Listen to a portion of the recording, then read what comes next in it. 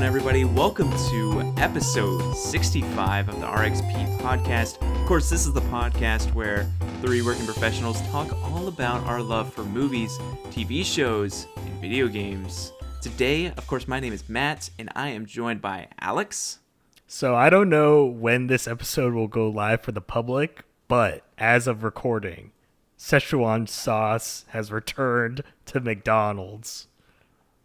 Szechuan sauce. Nice. I don't even know. I don't think I've ever had Szechuan sauce. Szechuan sauce. I actually haven't either. But you know, it's that like meme sauce that like Rick and Morty like also popularized. Oh, yes. Yeah. I remember that. It's kind of like the McRib, because isn't the McRib never... It's like not always there, right? Right. But the Szechuan sauce is much rarer in terms of its return.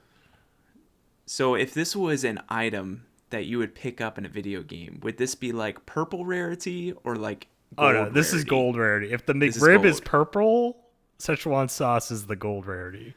What's blue? Like a little rare?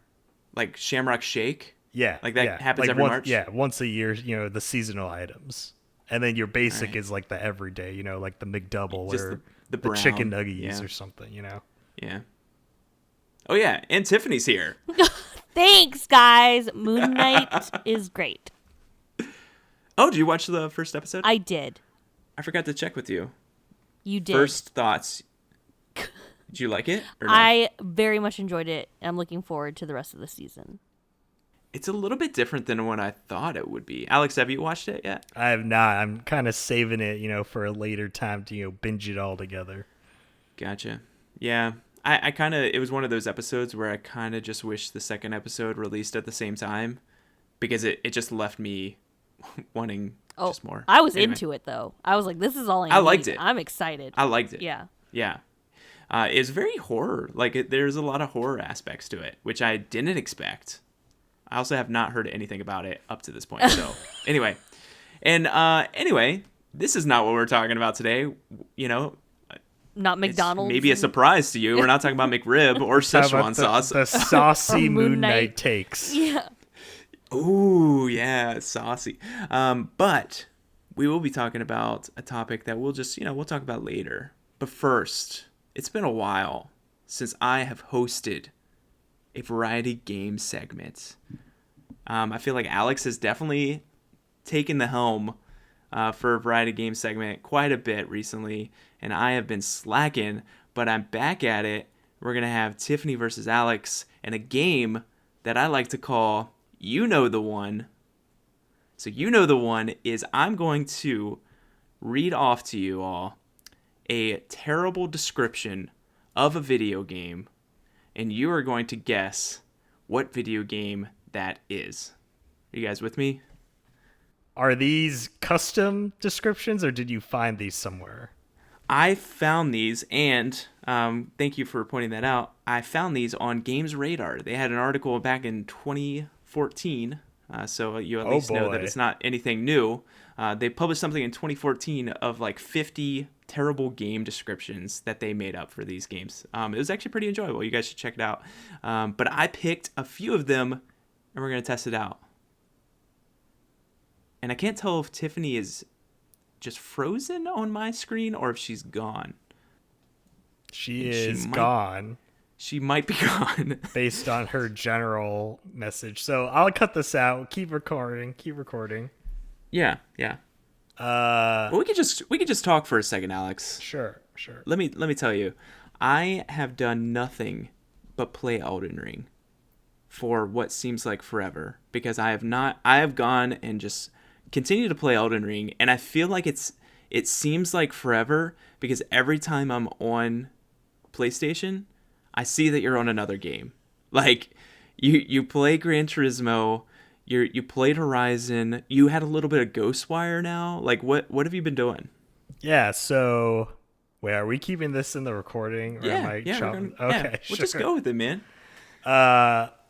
Yeah, I took a break actually before I went back to Horizon after Elden Ring to check out Ghostwire on release. You know, I was excited for it. Looked interesting. I'm all about games taking place in Japan. I think Japan's a very interesting place that maybe not a lot of the world gets to see, considering it's more of kind of a closed-in country, and it's also, by happenstance in island nation. So definitely not a lot of like frequent travelers there. You have to like fly there, right, or go by boat.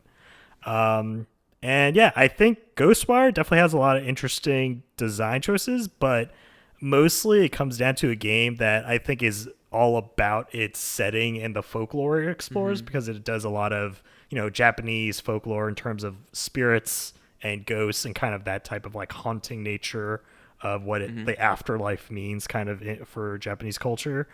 But the gameplay itself, it kind of comes down to like your standard road open world game. The combat, you get 3 elements you can use to fight spirits with, and it's your basic kind of fire, water, wind attributes. And that's about it. You kind of get those elements all within the first hour gameplay, and there's not really combos you can do with them besides just using the powers and maybe upgrading them slightly with the skill tree. And so I think it's a game that definitely is cool for the setting, but if you're looking for gameplay, I would definitely recommend wait for it to be on sale.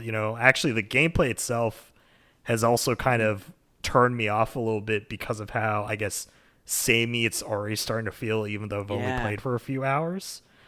And so definitely it's something I might put on the back burner. So you might see me be playing another new game at some point, when you log in for Elden Ring. Who knows? Yeah. I feel like every couple days I'm like, man, this man is just a beast. He's just like a platinum beast, just grabbing everything. I want to check out Ghostwire Tokyo. Because of the reviews and because of what you just said, I think I'll probably wait for it to go on sale. Maybe, like whenever there's a big sale or big drop, it might be one of those that like I just keep checking the sales and see what happens. All right, Tiffany, you're back. Welcome back. So variety game segment. We're going to do Alex versus Tiffany and a game that I like to call You Know the One. This comes from a 2014 article from Games Radar where they tell terrible descriptions for popular video games. And so I'm going to read off these descriptions, and then you are going to tell me what game it belongs to. This is all through Games Radar. So it was published in 2014, so don't be saying anything past that, okay? No Elden Ring scene. Do we buzz in with our name, or do we just shout out the answer? Like, what's the structure here? I say let's buzz in with your name. Okay. And let's play with the whole latency and see, East Coast versus West Coast. All right? All right, we're going to do round 1. Grizzled killer escorts vulnerable girl through disorderly garden. Yes, Tiffany. Last of Us. It is The Last of Us. Well done. Just for completeness, it's grizzled killer escorts vulnerable girl through disorderly garden center. And it was The Last of Us. Well done, Tiffany. On the board quick. Just second needed those round. 2 characters. I know. That's right. Second clue, or second round, I guess. Mutant marsupial kills dozens of animals in order to punish reckless scientist for harming animals. Tiffany. Yes, Tiffany. Ratchet and Clank. It is not Ratchet and Clank. Alex. Sonic the Hedgehog. Ooh, it is not Sonic the Hedgehog. I guess there's more marsupials than we realized, because it is Crash Bandicoot.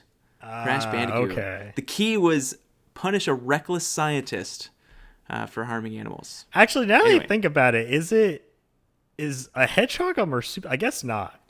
I don't really know what a marsupial is. I don't think so. But I was going to let They it have go. pouches. They have pouches. Okay. Oh, marsupials have pouches. Okay. But I also guessed Ratchet and Clank because, like, I thought it was like someone thinks it's a marsupial, but it's not a marsupial. You know what I mean? Like, Okay. like they think it's just something. So bandicoots have pouches? I didn't think they did. Well, the But- thing is with Are Sonic, kangaroos though, like marsupials? Dr. Yes, Robotnik, kangaroos are marsupials.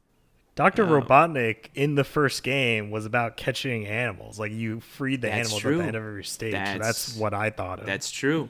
That's some good thinking. All right. Third rounds. Teenage adrenaline junkie attempts to impress his bae by riding a set of irate rock monsters rodeo style.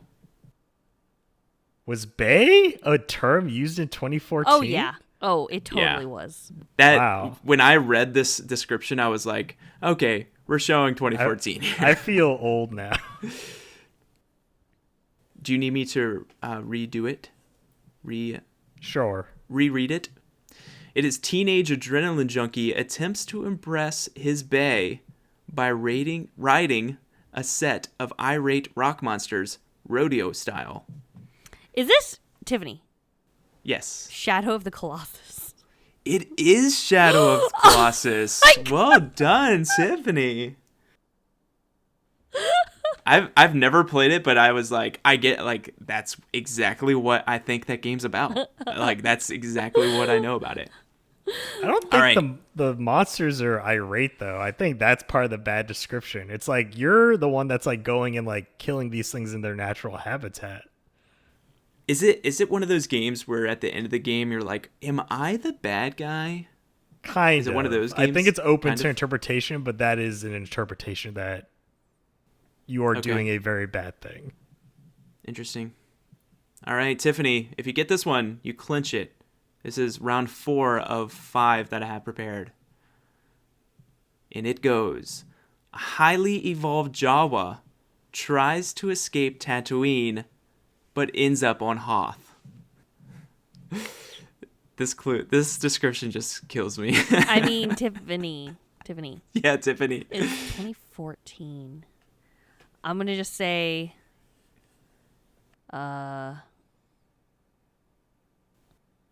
Star Wars: Knights of the Republic. It is not Star Wars Knights of the Old Republic. Whatever. Or whatever you said. Yeah. It's nothing of that sort. Alex, do you have a guess? See, I feel like, is this a bait and switch or is this actually Star Wars? Because I feel like someone could write this description that just And it just be a describes something space else. game. Yeah. Yeah, and they're just like, oh, it's like a Jawa-looking thing that ends up on a Hoth-like planet. So I don't know if it's actually Star Wars, but I'm assuming it should be, because that's definitely a red herring if it's not. So I'm just going to say Star Wars Battlefront. It is not Star Wars Battlefront, and it was a bait and switch because that Jawa that you're looking for is the character that looks like a Jawa, which is Journey. Which Oh my god, that's was awful. hilarious. That is absolutely okay. awful. Okay. When I read it, I was like, this is hilarious, and I don't know if anyone's going to get it, but it'll be fun anyway. I sniffed it. You sniffed it. I You sniffed sniffed it. the red herring. Yeah, and you're like, you know what? Out of principle, I'm not going to go for it. All right, last clue, last rounds. I do have a tiebreaker if it comes to that. The description goes, a race of burlap sack people is forced to complete an infinite number of complex courses. Tiffany. Viewers are... Yes, Tiffany. Little Big Planet 3. It is not Little Big Planet 3, but I don't know what the difference would be between that and Little Big Planet, so I'm just going to give it to you because Yes! I've never played any of them. So well done. Well done. I didn't even realize it said sack people, so that probably should have been probably a dead giveaway. It was. It was. So, Tiffany, very, very well done. I want you to just get this was going to be the tiebreaker if it came to this, okay? Bloodthirsty teens force local wildlife into servitude, conduct animal fight club. Bloodthirsty teens force local wildlife into servitude, conduct animal fight I got it. Alex, Tiffany. Alex. Tiffany. Just go, both of you. You both know it. It's Pokemon. Pokemon. Yeah, it was Pokemon. But we never even had to get to that point because Tiffany just took it away. 3-0. She took it. Yeah. And now, I'm on Pro if Jamer. we look at our Pro Jamer Season 2 standings, it goes Tiffany with 3, Alex with 4, me picking up the rear with 2. So well done, everybody. But that's not what we're talking about. Do you guys know what each one of these answers have in common?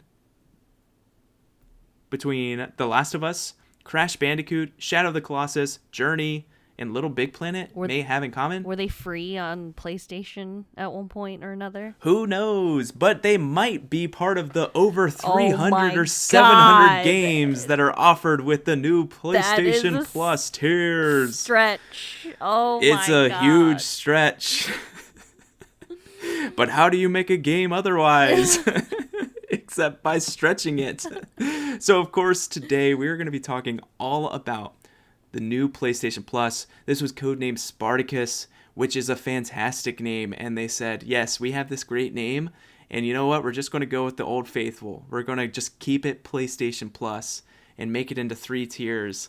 So they announced this a few days ago.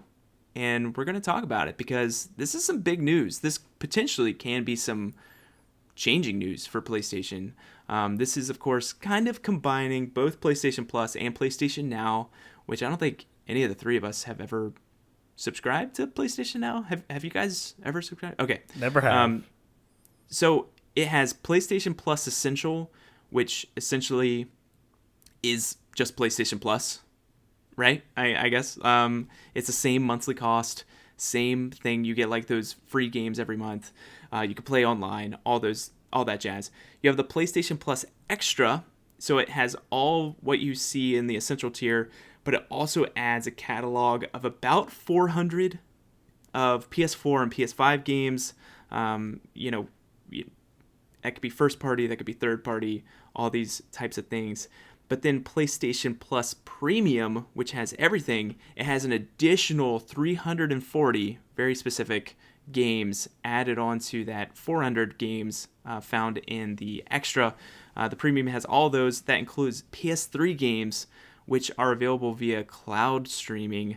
And then it also has some like PS2, PlayStation, PSP, and PS4 games. So all of this, I think it also has like some like time paid trials for different games, like different demos and things like that in the Premium. But all three of those tiers, of course, Premium is going to be the most expensive. I think the Essential is still $9.99 a month in America. The Extra is going to be $14.99 a month, and then the Premium is going to be $17.99 a month. A lot of news, a lot to think about. And now we have so many options. But my question to you guys is, what are your thoughts with this new rehash of PlayStation Plus? Tiffany, what do you think? So, the tagline of our show is that we are 3 working professionals. So, full-time jobs, which are bummers, but we have limited, free time. And so the idea of paying more money to get access to a bunch of old games, not necessarily new ones, like literally, like it's not going to be like Game Pass where day and date you get a brand new release. Yeah. Like, I don't know that I need this. The games that are older that I'm interested in, I've gone out of my way to obtain or borrow. So I don't know that it would be good for me in terms of my productivity with like progressing forward with games to suddenly get this wide, vast library of old games that I could partake in. Now, that doesn't mean that I don't want to get lost and have fun in old games. But I think that one of the perspectives my friends has mentioned is like they decided that they would likely continue with their current PS Plus membership as is, no additional cost, potentially upgrade at a month at a time if there is a game of interest that they're interested in. Now, this particular friend is quite good at actually completing games. So I feel like he would, and this is not Alex, but this is someone else. I'm not a friend. No. But he like actually finishes games. So like, I feel like he's disciplined enough to like utilize that method well. Like I have my baseline membership. Let me up the charge, pay an extra like $5 to $10 for a month or two, finish the game I'm interested in, and then move on. But yeah, for me, as it stands, I'm not completely interested. Of course, this might change if I see the library of games that is Yeah. available to me. But yeah, I think I'm okay. The thing is, though, they haven't, and that's one of my glaring issues with this announcement is that they don't talk about the upgrade system at all. So I don't even know how that's going to work if they're going to even let you do these kind of like temporary upcharges to say, oh, for 1 month I want to be part of the premium tier, and then back down to the essential tier, back down to the extra tier. And I think that's kind of like a glaring omission, at least as of right now. And I know it seemed like this announcement was just to get the word out there that the merging is going to happen, right? Because essentially what the premium tier is just a combination of what PS Plus is currently and what PS Now is currently, because it is verbatim like a $60 a year subscription for Plus combined with a $60 a year subscription of Now. But honestly, I really like the change, mostly because, it does several things, right? And even though I'm coming at it with the perspective of I've been playing PlayStation for now, 20 years, I think. I think back in 2002 is when we actually got the PS2, and that's when we started our PlayStation journey of gaming. Yeah. But I think this is a smart move just as a baseline to streamline the service, right? I think this is mostly meant for people that don't have a PlayStation or have been long away from PlayStation. And this is a very simple thing to say, hey, if you come back to the ecosystem and you buy a console, or I don't even think you need a console because you can still stream these for PC as well. But if you want to get back into PlayStation, here's a simple tiered system to say, this is what you get at each tier. Subscribe this much, and this is what you'll get. And I think that's really just an improvement to accessibility, because it didn't make sense right now to say, oh, you need Plus for online, but then you need a separate service as in Now to get games similar to Game Pass. And I think a lot of people will just be confused by that, because technically, if there was a game that had multiplayer on PlayStation Now, you couldn't play the multiplayer unless you also had Plus. So it definitely is this weird kind of like combination to say you can have Now and Plus separately. I don't know anyone out there that has Now and doesn't have Plus, but in order to play multiplayer games on Now, you would need the Plus anyway. So it just makes sense to combine that. But also, I do like splitting, I guess, the PS4 and PS5 games from the classic games, because I know the PS4 and PS5 games are in that extra tier. So that's what that $14.99 a month tier is. And then the classic games are the one in that premium tier. And I think this is also a grab to get people to upgrade that have Plus to get the extra tier. Because, like Tiffany, right, mentioned a little bit, the idea of having so many extra games might be too overwhelming, or maybe you're just not interested in old games, a la PS1, PS2, PS3 games, but you do want a similar Game Pass-like option that Xbox has on PlayStation, and that's what the extra tier is, but you don't have to completely pay, the full 60 extra. It's only, 40 extra. And I think, a thing to shout out is the fact that, at least with this, I know this might just be a comparison we mentioned later on in the show, but I like how you can buy a year's worth subscription and it's discounted, because on Game Pass, there is no discount for a year. Like, if you pay for a year, it's the at cost of per month. Like, Microsoft is not interested in incentivizing you to do a year subscription. And I think that's definitely a step above here, where it says, it's $14.99 a month for that extra tier to get the PS4 and PS5 games. But if you buy a year, it's only $100, which is definitely cheaper than the $14.99 a month. So I think that option also is very encouraging to see PlayStation offering. What are you thinking on what tier you're going to buy? Yeah, and I think I was kind of trying to set it up with what I was mentioning before. So because I've been playing PlayStation for so long already, and I tend to buy a lot of my games directly, and I think this just kind of comes into the whole idea of Game Pass like subscriptions and like, PlayStation Plus extra and premium type subscriptions, is that I typically already own a lot of the games I want to play. So I don't see the real need for me to upgrade from what I currently have, which is just the what is becoming the essential tier of just having, the free couple games a month, Yeah. the online multiplayer access, cloud storage. And so at this point, I think I'm going to stick with what I have.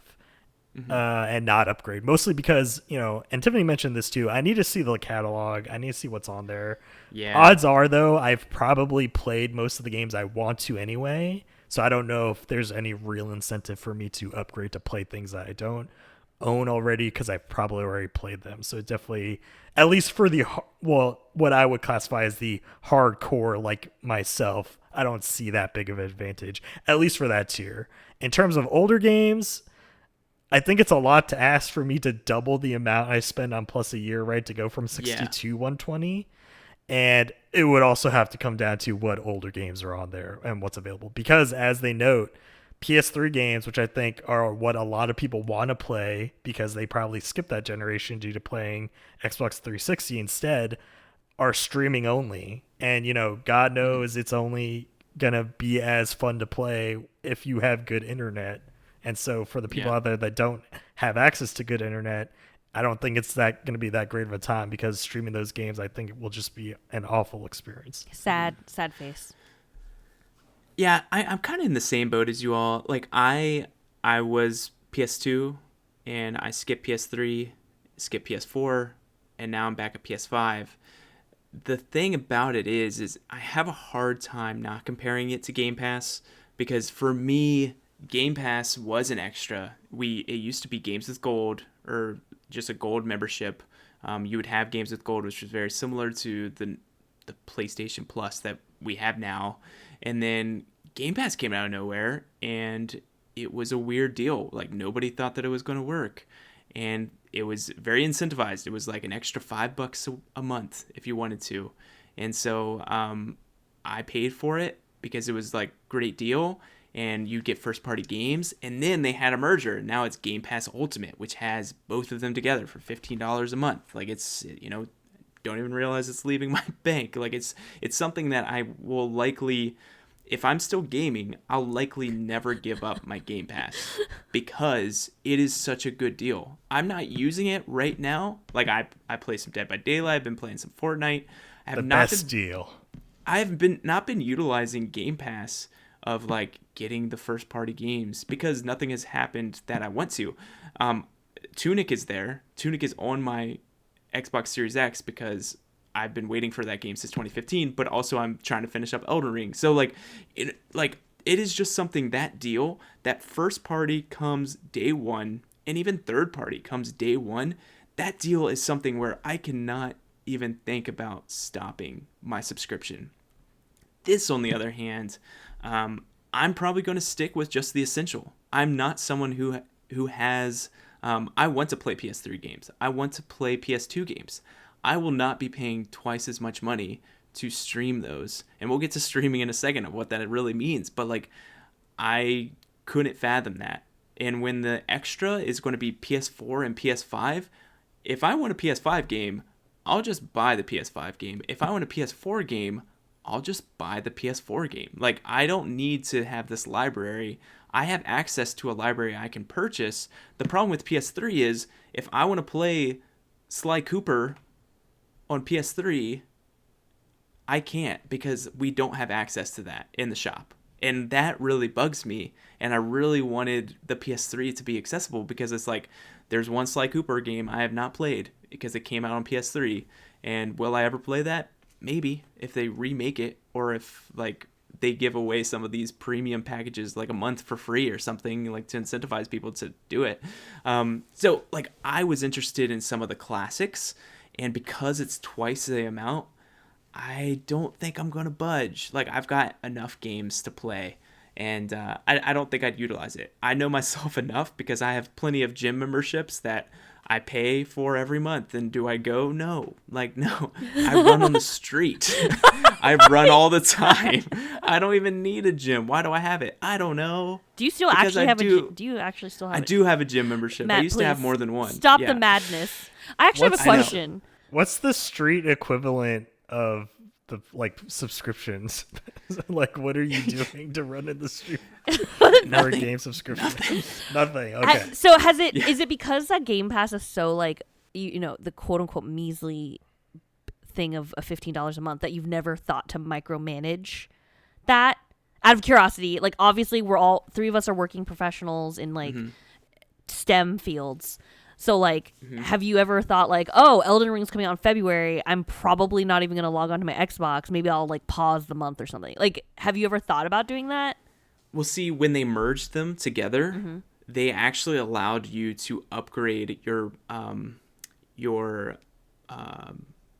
gold membership to Ultimate or Game Pass Ultimate for $1, any of them. And so we bought years and years and years of gold membership and then upgraded them for $1. So I still, ever since the merge, I still have like 5 months left on that deal of getting like three or 4 years for $1. And now it's getting to the point where me and Yasser share, we do console sharing. And so actually only one of us needs an active Game Pass membership for both of us to reap the awards. So are you like Venmoing each other like $7 a month? I'm confused. Like, but we console share on PlayStation as well, and so we only need one. He does not have PlayStation Plus, but he's played Fall Guys with us because he plays through my PlayStation Plus, though through his account. So what you're saying is that you pay for PlayStation Plus and he pays for Game Pass. Yeah, is this exactly. the understanding? So, okay. Yeah, yeah. So like, there's big reasons for that, but I've never been the person to pay like month to month on any of these things. Like for me, Xbox gaming is ubiquitous to being online all the time, friends playing multiplayer games, and I need Game Pass Ultimate now to play because like there's no such thing as a gold membership anymore. It's Game Pass Ultimate, and I'm cool with that because I need to play in my Dead by Daylight. I mean, I do like obviously entertain the situation where like so the last like I feel like since the first time, I've literally always gotten my PS Plus membership on a sale. Yeah. So I've bought the last like 4 or 5 years of PS Plus for actually $40 a year instead of $60, which is even more affordable.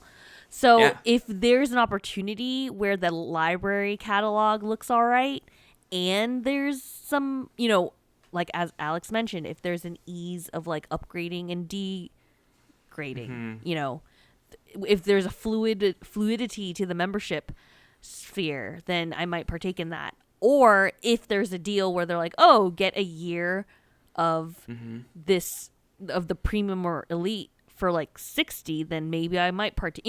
I'll just like hoard up on those cards and like do it. But yeah, for now, I don't think I have the like fortitude to like micromanage that stuff. Here's my other worry, and this is something that Alex touched on briefly, which is cloud gaming. Cloud gaming is like a big sphere now.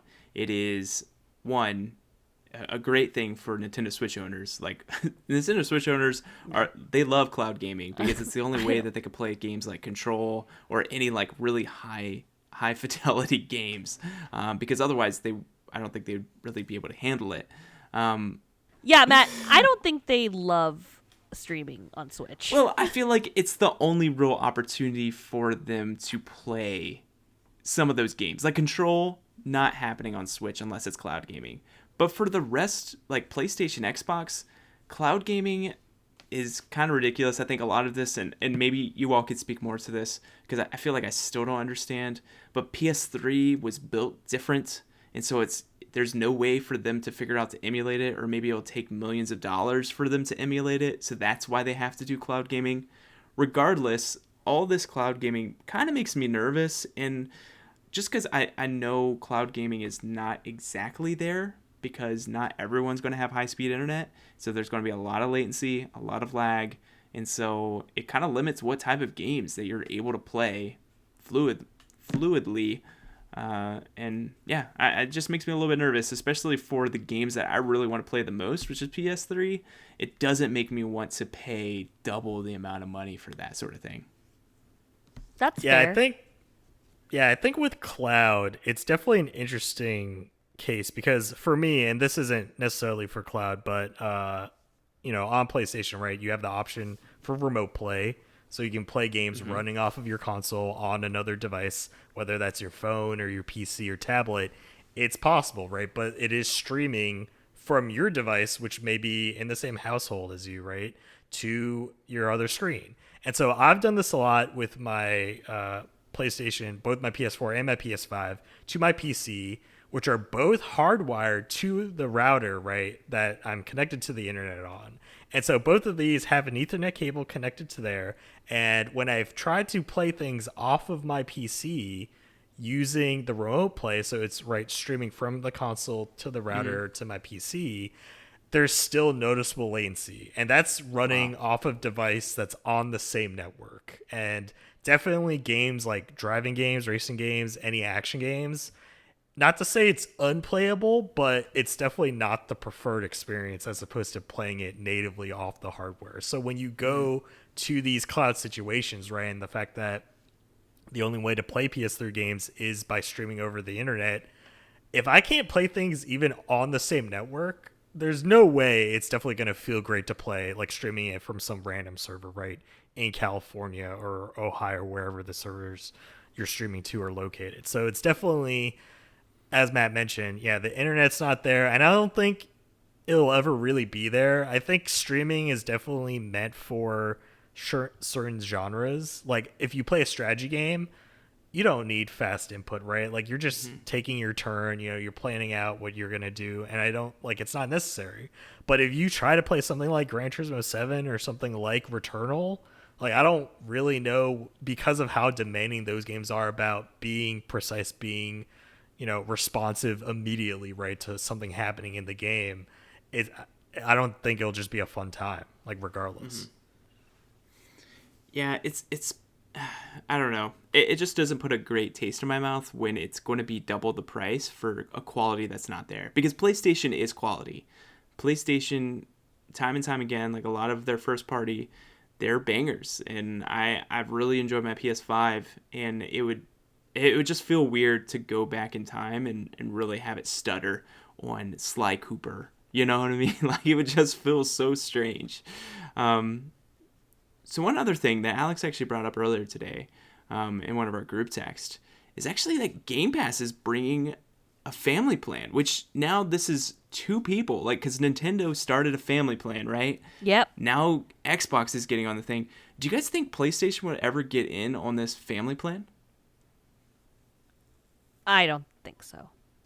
Yeah, I don't think so either. I don't think they will. I'm actually, like, shocked that Xbox is coming out with a family plan. Me too. Like, that really surprises me. How many people can be on that one? Is it 2? 5. 5 people, yeah. Wow. I feel like I know someone who would be a part. Wait, is the price increase? Like, what's the increase in price? Do we know that yet? Because I briefly skimmed through the news. Okay. Yeah, nothing's locked in about pricing. Okay. Because, like, I could understand that being helpful and, like, friends going in on it, similar to the Nintendo family plan. But I don't know that Sony would partake in a family plan. Because I don't know that. Do they think that families have more than one, like, PlayStation? I don't know. Like, I don't. Don't. Yeah, I don't know. I mean, I think at this point, if they were to do it, it won't be for a few years, right? Because it seems like, similar to Nintendo, they're behind the curve of Microsoft and what their what their direction's working towards. So even though, in this case, right, Nintendo was the first one out of the get-go to introduce a family plan for Switch Online. But they, like, that's part of their whole, like, marketing plan and, like, their business plan is, like, they think every person should have their own Switch. And I think it's because, right, the way they've done the whole Switch rollout in that every family member is going to have their own Switch. And I think it's similar with Microsoft with the fact that they launched this generation with the Series X and S, that they probably have people that, there's, like, the main quote unquote person in the family that has the X, but then, maybe siblings or something, or, like, other people in the family have the S.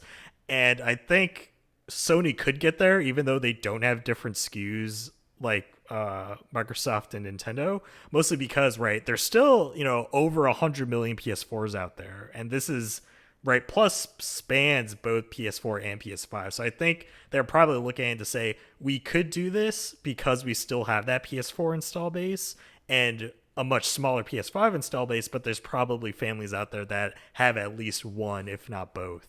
So they could probably justify it. It'll just take a little longer for them to actually get around to it, since it wasn't with this introduction. Because I feel like if there was a smart timing to add it, it would be now with this kind of combination of now and Plus coming together.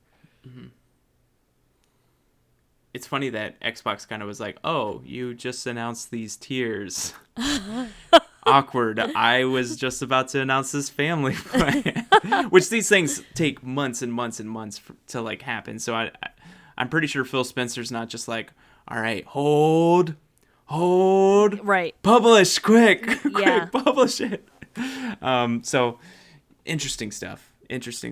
More to come. It sounds like between the three of us, though, nothing is really changing. We are full essentials. I was wondering if that was going to happen.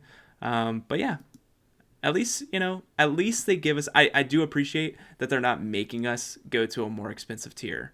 I'm happy that we can keep at the same price and it has the exact same PlayStation Plus. And honestly, I don't need anything else. I'm pretty happy with it. So kudos to you, PlayStation. Great job. Yeah, can we also briefly talk about this April, the PlayStation Plus lineup for April? Because here's another thing.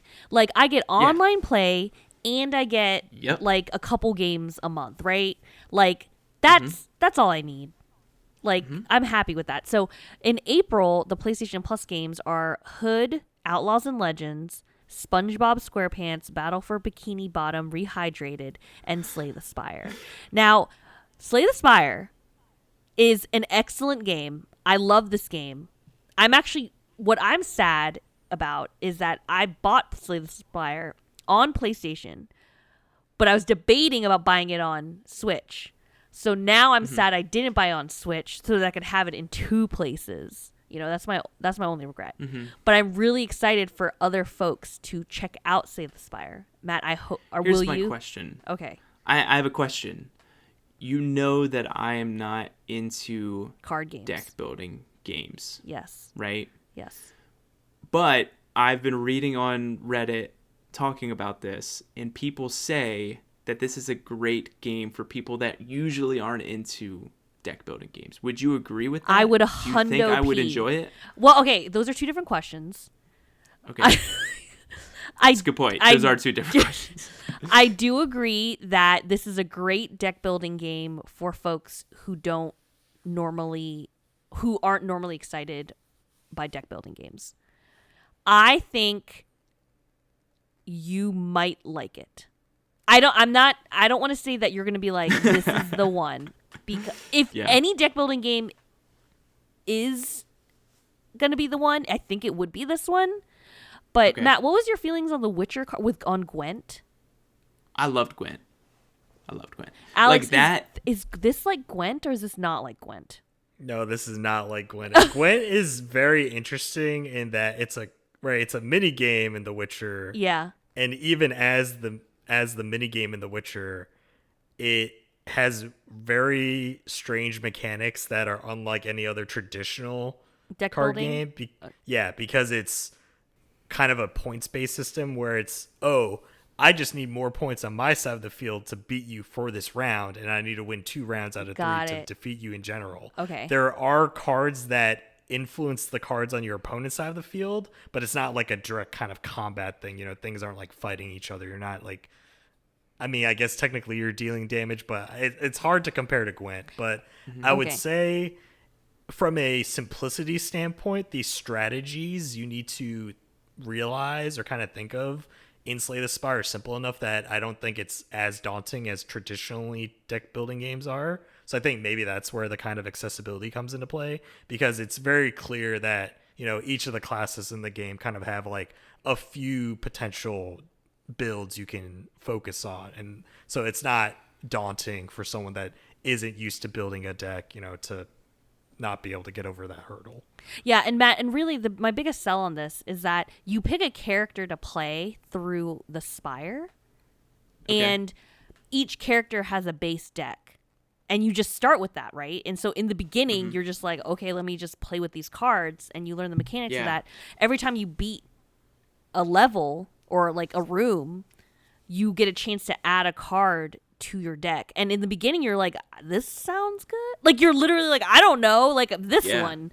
And so obviously, Matt, this is where the roguelike comes in. And so you're just like, let me just pick these random cards. And then later you learn which cards you prefer or a deck to build.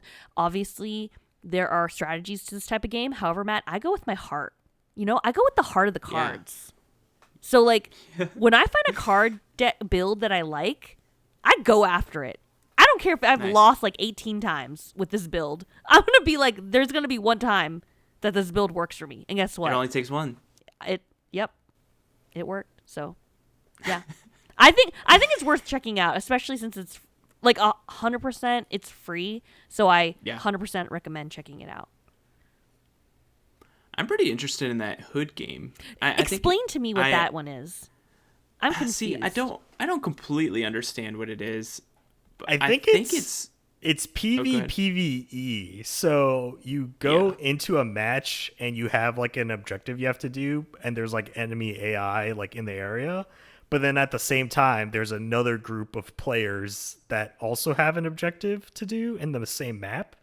And it's like up to you whether you want to finish your group's objective first before the other team, or if you just want to kill the other team. Okay. And so it's an interesting like multiplayer game where it's like you're probably best playing with people you know, but it is you versus another group versus the environment. But you can play to either just have it only be PvP, like you can just focus on trying to kill the enemy players, or you could just try to avoid them and say, hey, we're gonna just do our objective and then escape and win that way. So I think it's an interesting game to have as a PS5 title. I'm not too excited about it, mostly because it is that weird PvPvE style. I typically don't play games like that. But I'm interested in SpongeBob. Wow. Battle for Bikini Bottom. How did this work out for us? For those of you that don't know, this is a remake of a PS2 game done by THQ Nordic. And this kind of falls neatly into what I was saying before about keeping my PS Plus Essentials tier subscription, in that this is a game that I haven't bought, but I would be interested in. But now, Sony, what you're telling me here is, and hopefully anyone at Sony's not actually listening to this because I don't want them to change their ideas about the Plus games. But if you're willing to give me these types of games as the free games every month, I don't need to subscribe to the extra tier because you're just going to give it to me in the Essentials tier. So, you're saving me an extra, $40 a year, because I think it's $100 for the extra tier for a yearly sub. So I don't need to, because you're still giving me games I want to play. So thank you, Sony. What? I don't even know what that game is. It an action adventure game? It's a platformer, Matt. Yeah, it's a collect-a-thon. It's like games from the PS2 era. You're just going around. You're collecting what they call shiny things. Those are the Matt, are you intrigued collectibles. Now? You're like, you're collecting it said platformer and collectible, and I was like, I have to have it. You're collecting Patrick's lost underwear. You're collecting golden spatulas. Actually, excellent. That kind of sounds fun. That sounds pretty good. Yeah, it's a good. Based on what I've seen, it was a good time. It just came out at a time where there were other games, so that's why I never bought it. But now that we're getting it for free, I'm like, I'm downloading this. I'm playing it. I love SpongeBob as a property. I haven't. I love playing as SpongeBob in the Nickelodeon kart racer games that came out, back in the day. Not the recent ones, but the ones that came out in like the 2000s on PC. Love those. So definitely glad to see that. So they're bringing it to us. Alex, would you see that you're ready? Oh yeah. I'm ready. Oh, wow. Well, it looks like we're ready to close shop for episode 65 of the RXP podcast. Of course, you can write into us at RXP rxp.podcast@gmail.com. Follow us on Twitter at rxp_podcast, or now find us on YouTube or under RXP Podcast. Like, subscribe, do all those things. Let us know what you feel about PlayStation's new subscription service and tiers. Tell us what you're going to do, and tell us all about your thoughts on cloud gaming. So thank you for listening. Thank you to Grandmaster Doug, and we will catch you next time.